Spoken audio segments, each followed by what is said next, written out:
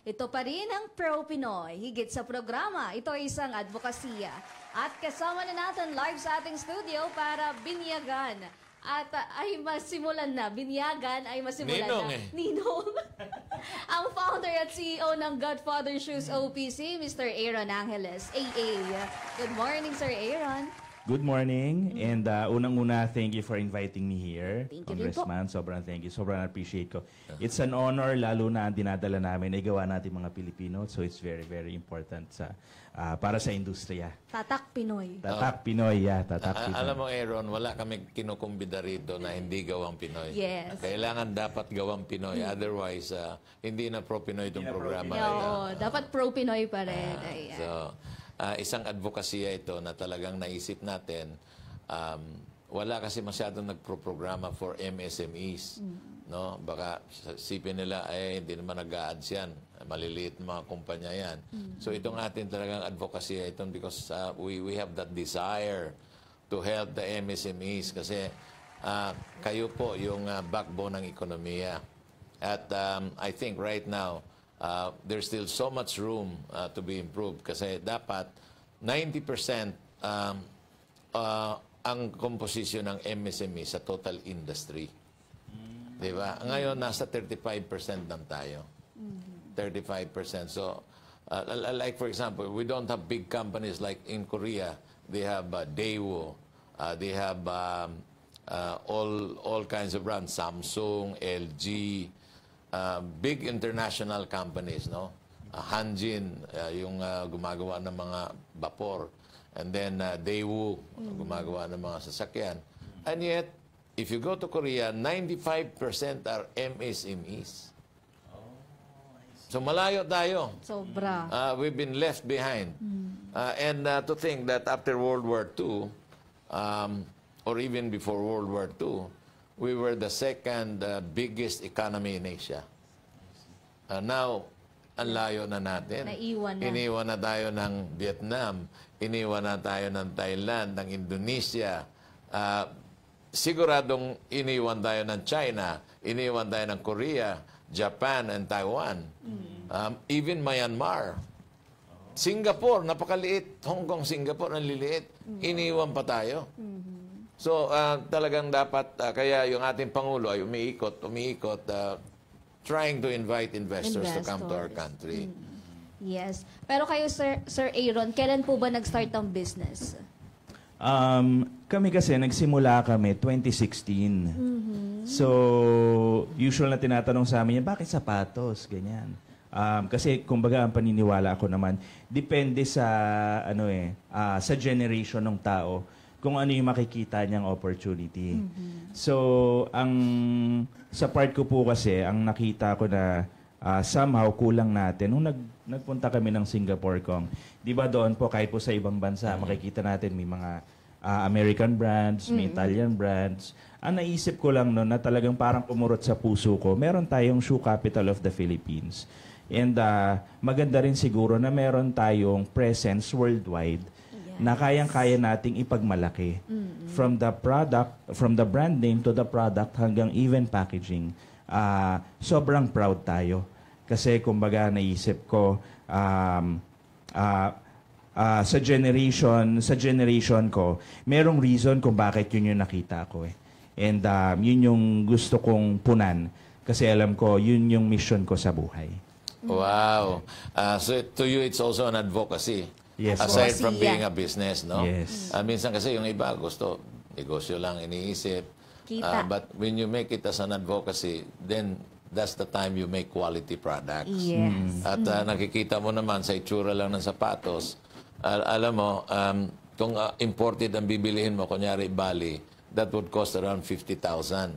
Magkano ba ang presyo natin, Aaron? Ang sa amin ko, ang starting namin, 5,500. Kita mo, Sorry, 9,900. Bibili na sana kaagad ako. Ibang level si So, 9,000. Imagine mo, Godfather. 9,000 against 50,000. Yes, malaki pa rin ang diferensya. Ang laki ng diferensya. Kahit nga doble lang, malaki pa rin ang diferensya. So, tama ka, Aaron. Once upon a time, sa buong Pilipinas, lahat ng sinusuot natin ay made in Marikina. Totoo po. When China was not yet, it was still covered by the bamboo curtain. But it was the President Marcos who opened up China to the rest of the world, no? So ngayon, it was also Deng Xiaoping who really opened China to the rest of the world. And medyo nawala yung shoe industry sa Marikina for a while nung dumating yung Chinese products. Kasi even the big manufacturers in Marikina, ang ginagawa nila, may konting tao na lang sila doon, pero nag-i-import na sila ng mga sapatos. Lalagyan na lang ng tatak. Huwag ko nang banggitin dahil mga kaibigan ko rin yon. Kilala ang mga pangalan. So, sa materials po, para malaman nila na ibang-iba talaga ang Godfather, ano po bang materials na ginamit natin? Yung materials na ginagamit namin, majority pa rin locally sourced. Kasi kailangan umingkat yung economy natin eh. So yung upper leather, ang gamit natin dyan, yung mga leather natin na tinatan sa Bulacan. And then... Cow's leather yan. Cow po yan. Mga local po yan. So, kumbaga, fresh po yan. Hindi yan yung tipong bibitak after some time. No. Aaron, matanong lang kita. Wala naman kasing cattle rito, industry. So, saan ang gagaling yung cow's leather? Kasi nung araw, lahat ng tawag nito, balat, galing sa kalabaw. Galing sa kalabaw, dadalhin doon. Naalala ko, asinan nila yon, lagyan na para ma-preserve, tapos isisip nila doon sa May Kawayan, Bulacan. Iniipon nila yan eh. Okay. So today, hindi lang naman ikaw ang nagsabi na cow's leather na gawa na May Kawayan. Hindi kaya nag-i-import din sila ng fresh cow leather, cow hide, pagkatapos doon na nila tinatan. Yun ang hindi ko po alam kung. Yun ang hindi ko rin sigurado. Kasi hindi rin naman kami nakakapunta dun sa industriya nila eh. Kung sa bagay, dito sa Luzon kasi, marami rin namang baka, no? Like for example, Batangas, talagang every day may kinakatay na baka dyan. Na galing sa Masbate. Galing sa Masbate, payat pa yon. Pagdating ng Batangas, pinapataba nila. Oh, hindi. Walang biro yan. Pinapataba. May mga fattening kasi dyan eh. Para naman magiging masarap yung baka. So yun na nga. Meron nga pala. So probably dyan nila binibili. Di ba? Posible po yan, Kong. Kasi nung naalala ko nung pandemic, ang isa sa naging problema din namin sa supply ng balat. So, kasi daw, ang sabi rin ng supplier namin, hirap silang kumuha ng balat kasi nagkakaubusan. Kasi nung pandemic daw, instead na sa industriya nila mapunta, ginagawa daw chicharon. Oo. Ginagawa chicharon. Ibang produkto na. Ibang produkto na, ginawang pagkain. Kasi like for example, dito yung pig skin ginagawang chicharon. Sa China, hindi nila kinakain yung taba eh. So maraming pig skin from China na pang-lining. Di ba? Yun yung ginagamit nila. So anong gamit mo na lining sa sapatos? Kasi napakaganda. May lining pa. Ang lambot ng lining eh. Malambot. Pero pig skin yan, Kong. Pig skin. Pig skin yan. Yung lining. Chicharon pala yan. Chicharon. Pero may ginagamit din kami na cow leather na lining. Yung manipis. Itong parang suede. Yan. Suede, no? Okay. Itong sole, kasi itong sole na ito talagang pag pinukpukan nito, talagang bubukol. Bubukol yan. Bubukol talaga. Matigas yan. So matibay na matibay ito. Matibay po yan. Okay. Yung ginagamit din ng mga international brands, Congressman, it's the same. Ito, no? Yan. Finish lang namin siya in a different way. Maganda eh. Para mas maging maganda yung itsura niya. Pero yung tahi nito, hanggang dito, talagang dalawa itong sole, no? Meron dito, anong tawag dyan? Upper sole? Opo. Upper sole. Itatahi mo muna, and then tsaka mo ididikit yan. Yung sa construction po niyan, ganyan yung ginawa namin. So anong gamit mo na, alam mo kasi maselan ang, dito sa Pilipinas, binabaha tayo rito, no? Yes. So kailangan maselan talaga yung sapatos mo na kahit mabasa, hindi tutuklap. Anong klaseng Hihiwalay. anong klaseng glue ang ginagamit mo? In terms of pandikit, Congressman, medyo hirap po kaming pumasok sa yung tipong, siguro masasabi ko, yung ginagawa namin na formal and casual, hindi natin siya pwedeng dalhin sa parang pang all-weather na industry. Totoo So, yan. kasi kahit anong sapatos na hindi natin gagamitan ng very specific na pandikit, bubuka talaga sa moist at tubig. So, Magyapak na lang. Magyapak Pag na lang. magyapak. Pero, may mga glue actually ginagamit to sa aircraft na glue na pag dinikit mo yan talagang Hindi bubuka. kahit anong gagawin mo hindi bubuka. Ang kulay niya grayish eh. So yun ang ginagamit sa airplane na pandikit. Imagine mo yung airplane kailangan maganda yung integrity ng Yes, lalo. Oo, hindi pwedeng bumigay. para hindi Lakas ng bumigay. hangin, Yun lakas din ng ang gamit ulan. nila na pandikit sa marine products. So try to explore that para nang sa ganon. Pero pwede, gagana po kaya sa ano yun? Gagana yun. Gagana. Gagana yun. I don't know kung urethane ba yun or epoxy. Basta matibay siya, sobrang tibay.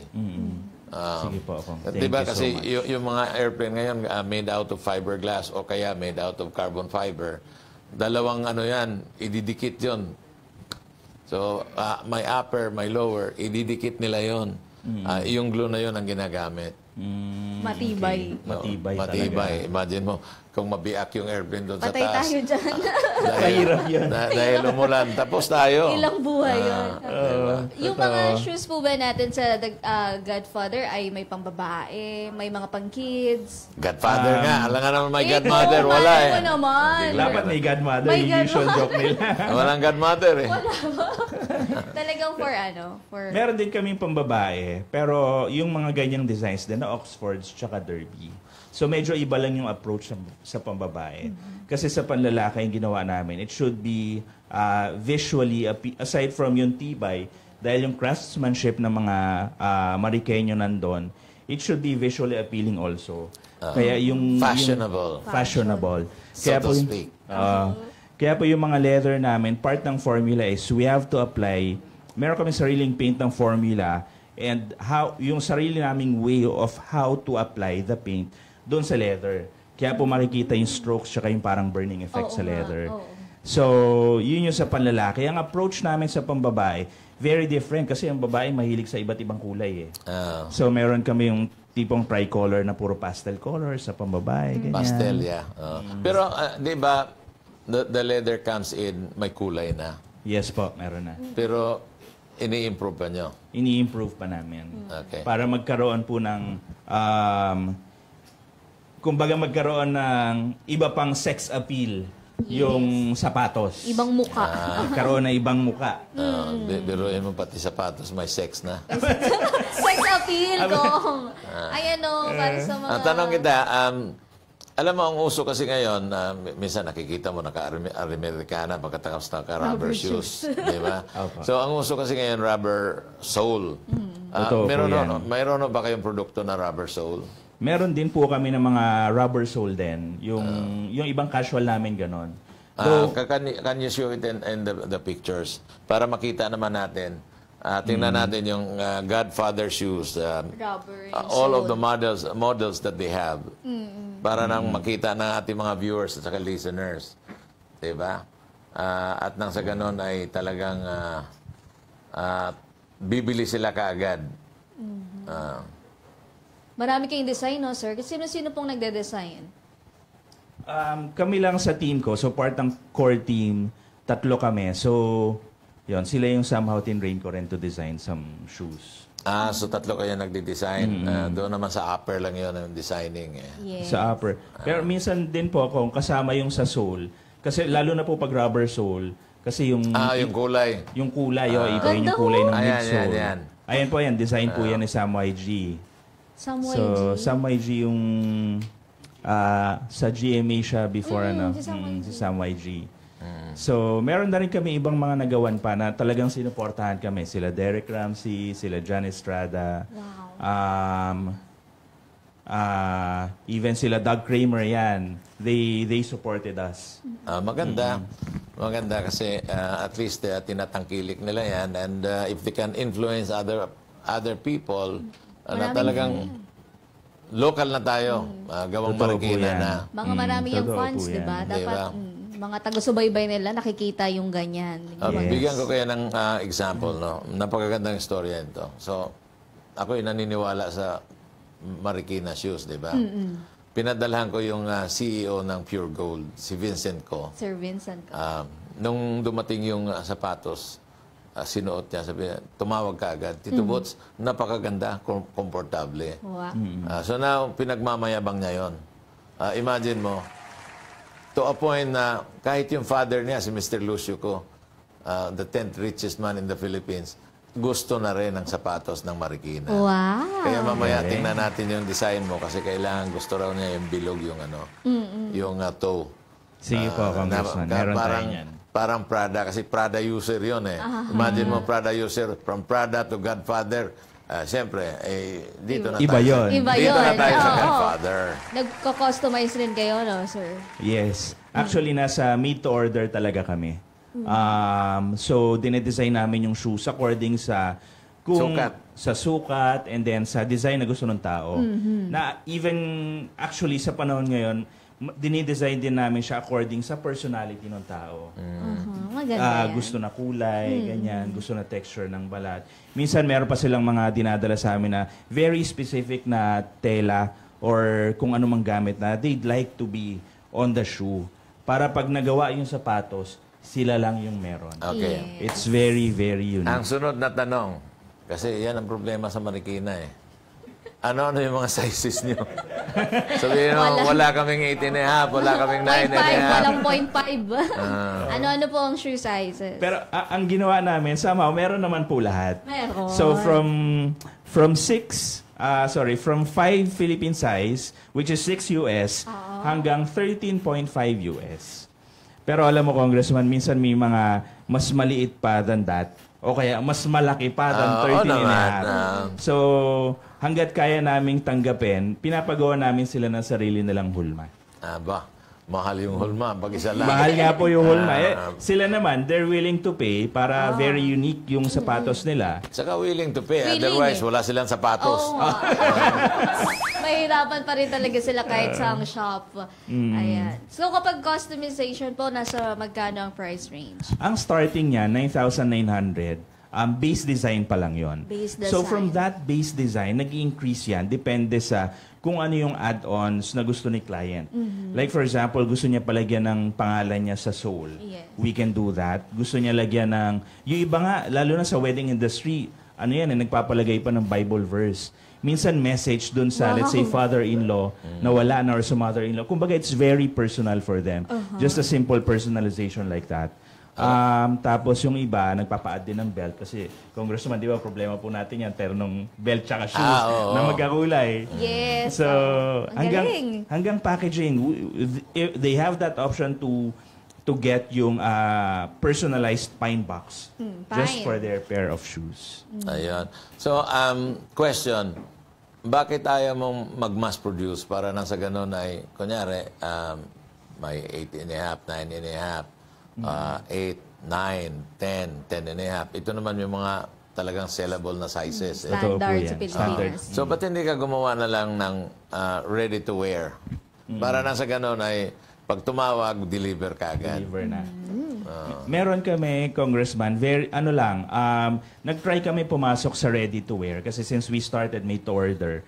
So, nag-try kami ready-to-wear, classic designs, usual colors, tsaka usual sizes. Yan naman talaga.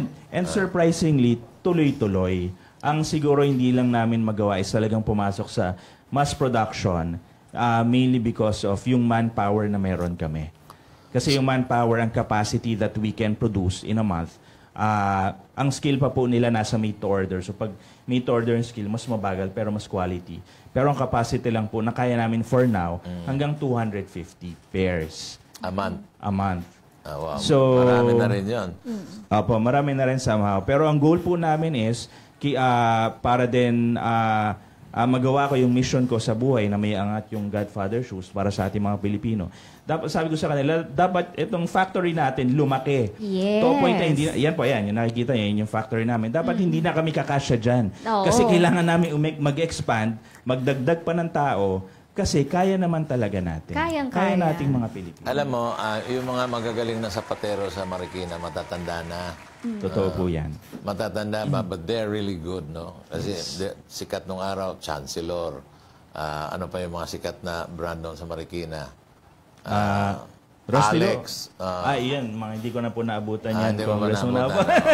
Alexius, Chancellor, ano pa? Basta, ang daming magagaling na sapatero dyan. Kaya lang, kung hindi niya naabutan, ibig sabihin yung iba patay na. Yung iba matatanda na. Pero meron pang natitira dyan. Yes. So, Meron bakit pa po. hindi mo i-gather yan para makapag-mass produce ka? Right now, ilan ba yung pang-upper mo na sewing machine? Meron po kaming 4 na sewing machine na ang gumagawa po ng upper, 3. Tapos ang sapatero po na gumagawa din sa amin, 4 naman sila. Okay. So, pag nadikit na yan, di ba? Nadikit na yan, tatahiin na yung sole, i-connect mo na yung upper at saka sole. Meron na kayong pangtahi na yon. Meron naman po kaming napupuntahan sa Marikina para tahiin siya. Ang Medyo old school kasi yung makina na ang yun. bayad, 10 piso. Nagtaas na po ako. Magkano na? 20 na. 20 na. Paano kaya kung ako ang bibili, tapos ipapa-rent ko sa inyo ng 10 pesos bawat pair? Kasi 200 sila sa 10 pesos. Di ba? 2,500 a month. Isa lang sila. Ang dami doon. 252 pa. Yung capacity na. Oo. Wow. Wow. Because that machine is very expensive. I think aabot yan mga 400 to 500,000 right now. Yung Totoo machine po. na yun. Totoo Malaki, po. mataas yun eh. Mataas. Pero imagine, Congressman, yung machine na nandun, siguro po yun pa yung nakikita nyo, sobrang tagal na pero hanggang ngayon gumagana pa. Function Matitibay pa. naman, bakal yun eh. Sobrang tibay. Unless ibenta mo yung per kilo, Sayang naman. Sayang naman, mababa value. wala Ano na po yan. yung physical store nyo? For now, ang meron kami is yung factory is in Marikina sa Malanday. Pero naglagay kami ng showroom. Medyo malapit lang sa Marikina. Tawid lang ng Marcos Highway. Kainta na kasi yon. Sa iba kasi yung Kainta parang tunog malayo. Malayo na. Di ba? Pero it's just there. Tapos meron kami sa Parañaque. Yan. sa unahan lang ng Santa Lucia. Doon lang. Di ba? Tawid lang siya. Tawid. Tapos meron kami Pampanga, meron din po kami na Cebu, tsaka yung sa Parañaque. Nag-expand na nga kayo. Yeah. Kung magiging madoble lang yung nyo, place, then palagay ko magkakaroon na kayo ng mga 6 na sewing machine at bibili na kayo doong pang-dikit ng upper at saka Totoo po. pang-asawa ng upper at saka lower ng sole. Di ba? Yun din naman po yung goal kasi kahit ako po ang kumbaga yung pinanggagalingan ko po kung ba't ako napunta sa shoe industry. Kumbaga medyo malalim kasi nag-start yun nung namatay yung mommy ko and lumalim yung faith ko ba. Doon ko mas nakilala si Lord.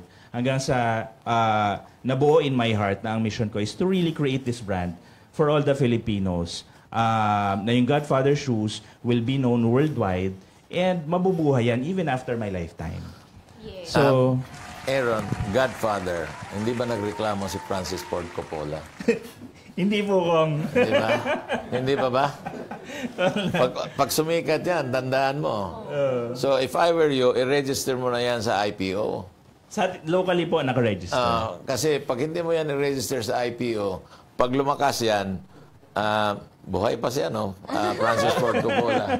Baka pupunta ka. Ba't mo ginagamit yung Godfather?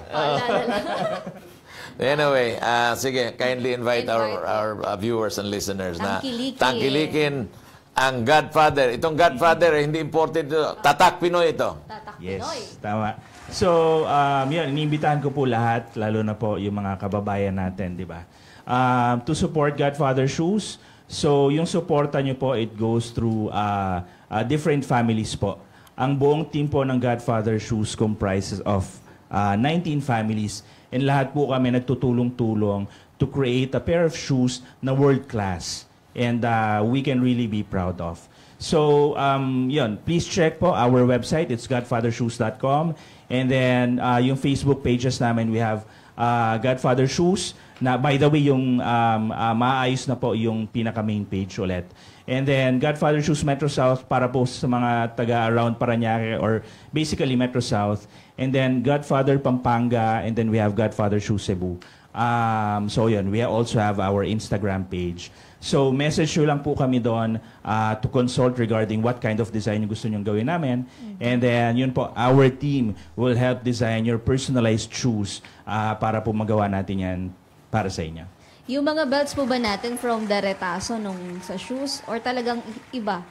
No, ibang, ano siya, from a different height din. May wallets po tayo. Nakakagawa din kami, pero handcrafted. May bago tayong batas, yung Tatak Pinoy. Pwede mo bang palitan yung Godfather ng Ninong?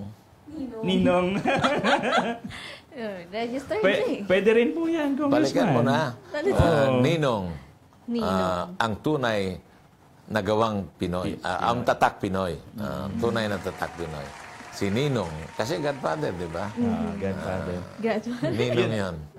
Yung iba nga po sinasabi, yun na rin, Ninong. Kasi nga, Godfather. Ninong. Oh, Ninong. So anyway, marami na tayong mga comments. Yes, at mga comments, iatid na ni Andres Bonifacio Jr. Yes! Good morning, Ninong Butch and Ninang Joanna! Mula kay Ray Joy Hamero, Erlinda Bachiller, Jeneline Villegas, Redmond Palmea, Mary Jane Albia, Jero Montevilla, Erly Cortaga, Amor Besinha, Christian Amoco from Pro Pinoy page. Nagpapabati rin si Dalia Cortaga Baserdo, Maturan Mary Joy Monet Ortiz, Mary Jane Albia, Francis Capin, Warley Roberto, Mario Delicona, Nilo Bong Penalba, Juliet Cases Romero, Shamara Pimentel, Megan Pingol, Rosette Calamba, Joshua Miranda, Paula Torreon, Berna Angeles, Charlie Velasco, Jane Alameda, Almar Alimboyong, Alvin Tutor, Eva Rodriguez, and Alberto Medina. From YouTube naman, Basilio Elizalde, Bernard Arances, and Baby Katakta, and Papa Idol. Ayan. Sabi ni Warley Roberto, good morning po kong Butcheresa Pichay and Ma'am Joanna Luna. Pro Pinoy is the best program. Marami kang kaalaman na matututunan, lalong-lalo na sa pagnenegosyo. God bless po. Ella June Dunan, watching from Cebu City. Good morning sa lahat. Lenny Ladion, tara na, tutok na sa Pro Pinoy. Dito, aasa kang may bagong simula. May bagong araw na siyang iyong matutungayan dahil sa Pro Pinoy, dito, inspirasyon ay iyong matututunan. Samahang walang katulad.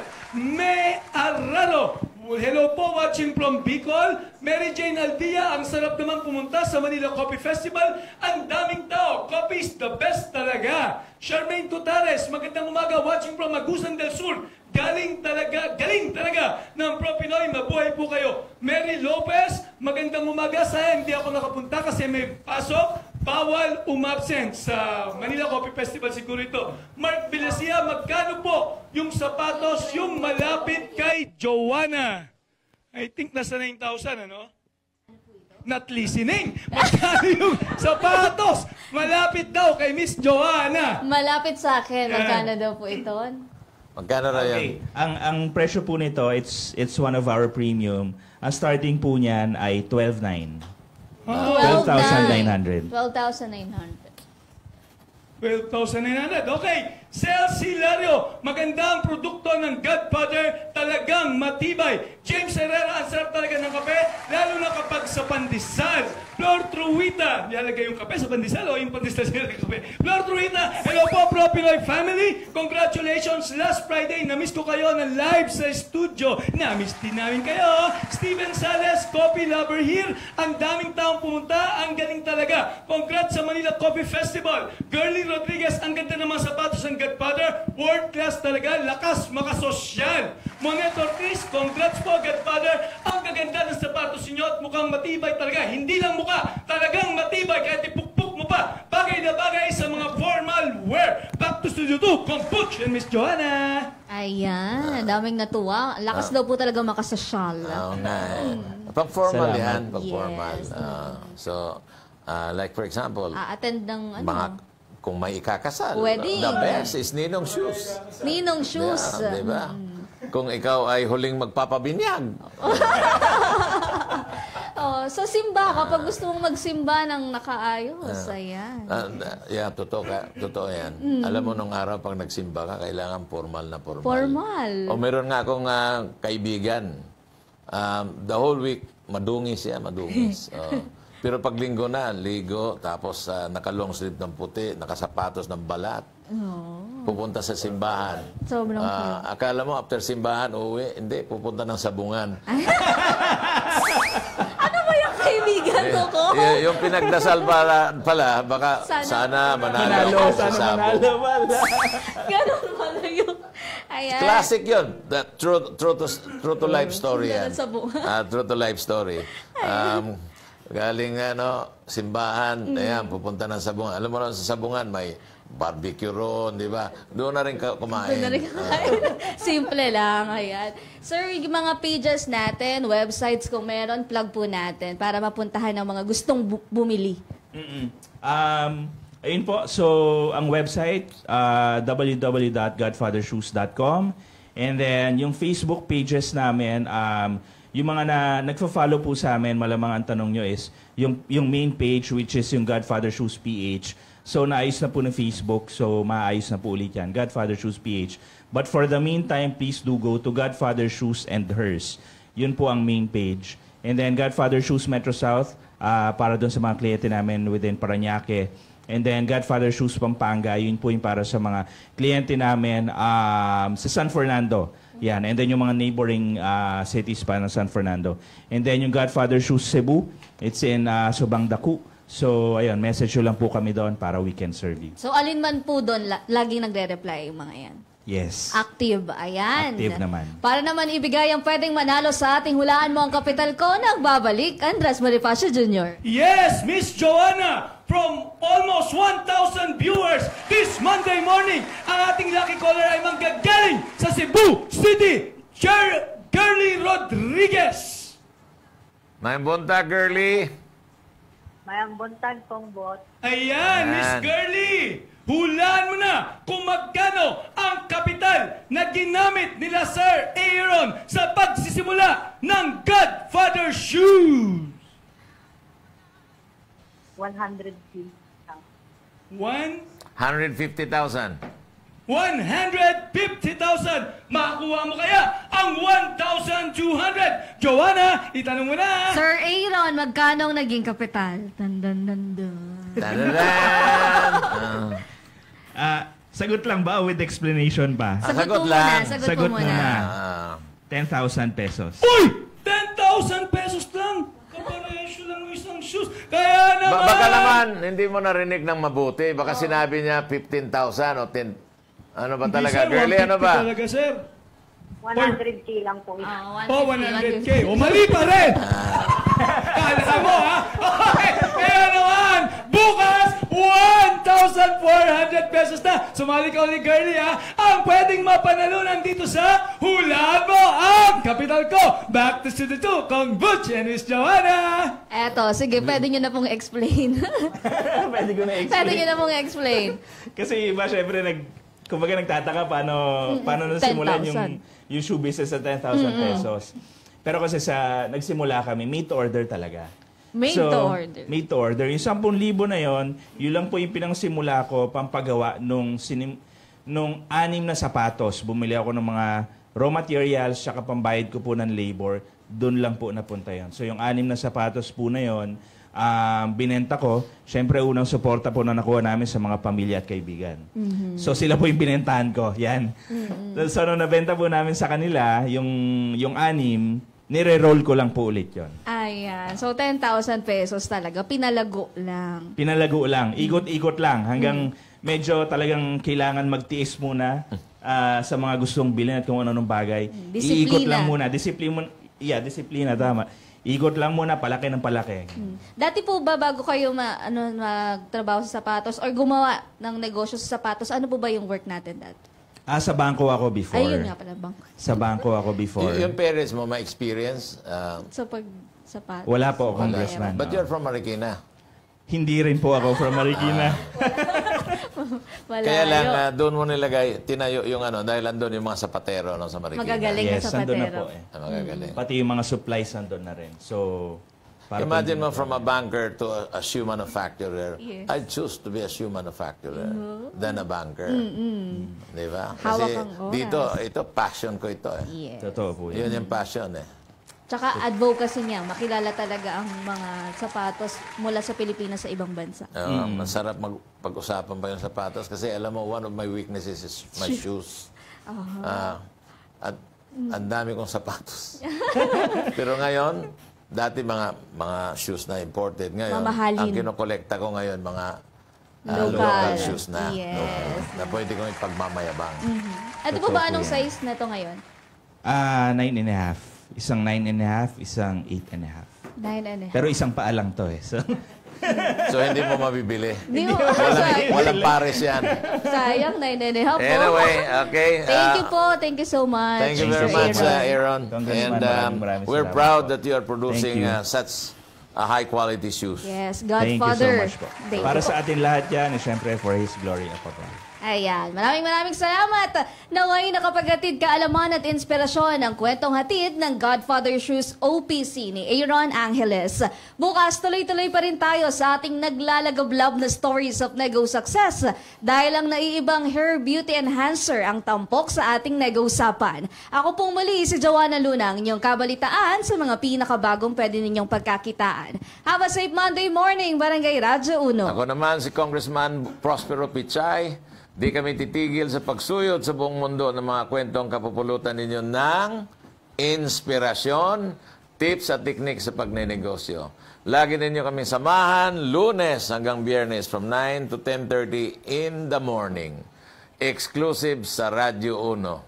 Dito, Pinoy ang angat. Dito, Pinoy ang sikat dahil tayong lahat ay Pro Pinoy! Pinoy, ito na ang ating panahon.